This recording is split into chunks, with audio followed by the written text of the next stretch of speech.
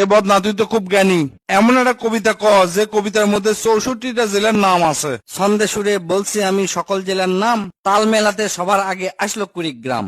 প্রধান জেলা ঢাকা থেকে একটুখানি দূর, এক জেলার নাম নরসিংদী, আরেকটা গাজীপুর। জয়পুরহাট ও লালমনিরহাট দুইটা জেলার নাম। রাজশাহীর নাম উজ্জ্বল করছে মিষ্টি স্বাদের আম। পাহাড় ঘেরা বান্দরবন ও সিলেট খাগড়াছড়ি, ময়মনসিংহের কিশোরগঞ্জে এই লেখকের বাড়ি। নেত্রকোনা সুনামগঞ্জে আছে ধানের মাঠ, সুন্দরবনের কাছে আছে খুলনা বাগের হাট। ভোলা এবং বরিশালে আছে অনেক নদী, পাবনায় আছে পাগলাগারদ, বগুড়ায় আছে দধি। পাশাপাশি দুইটা জেলা টাঙ্গাইল জামালপুর, আরো দুইটা জেলা হলো কুষ্টিয়া যশোর। মনের মতো একটা জেলার নাম তার মাগুরা। দন্তান্নতে নারায়ণগঞ্জ, নাটোর ও নওগাঁ। দন্তান্নতে আরো 4টি জেলা বলতে আমি পারি, নবাবগঞ্জ ও নোয়াখালী, নড়াইল, নীলফামারী।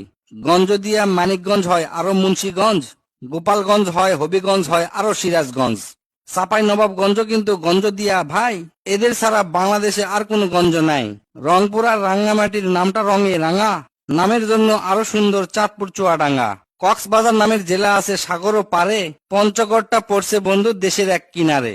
ফেনী জেলার নামটা মাত্র 2টা অক্ষর দিয়া, সবচেয়ে বেশি অক্ষর লাগে লিখতে ব্রাহ্মণবাড়িয়া। 6টা অক্ষর লিখতে লাগে মৌলভীবাজার, এদিক থেকে শরীয়তপুর সমান তাহার। শেষের দিকে এসে দেখি বসছে পুরের মেলা, নামের শেষে পুর লাগানো অনেকগুলো জেলা। পুর দিয়ে ভাই শেরপুর আছে পিরোজপুর, মেহেরপুর ও মাদারীপুর আরো দিনাজপুর।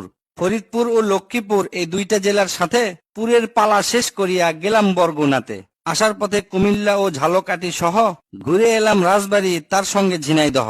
গাইবান্ধার নাম বাদে থাকে আর মাত্র এক হালি, তাদের মধ্যে একটা জেলার নাম পটুয়াখালী। এখন শুধু বাকি আছে 3টা জেলার নাম, এদের মধ্যে একটা জায়গা হইল চট্টগ্রাম। সাতক্ষীরায় আর ঠাকুরগাঁয়ে হইল এই কবিতার শেষ। এদের নিয়েই গড়া আমার সোনার বাংলাদেশ।